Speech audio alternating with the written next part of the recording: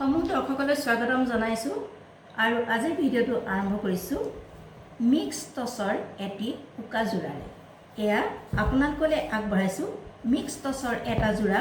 মই খুলি নিদো, আহল বহল দীঘল ধুনীয়া জোখৰে চাদৰখন। এইখন হৈছে চাদৰখন, কাৰণ খুলিলে আকৌ জাপিব দিগদাৰ হয়, যথেষ্ট আহল বহল দীঘলৰ। এইখন হৈছে চাদৰখন, এইখন হৈছে মেখেলাখন আৰু এইটো হৈছে তাৰ লগৰ ব্লাউজ পিচ। আপোনালোকে এই জোৰাটো লৈ যিকোনো আপোনালোকৰ মন পছন্দৰ পাৰি লগাই এটা কমপ্লিট জোৰা বনাই ল'ব পাৰিব। মিক্স টছৰ উকা জোৰা।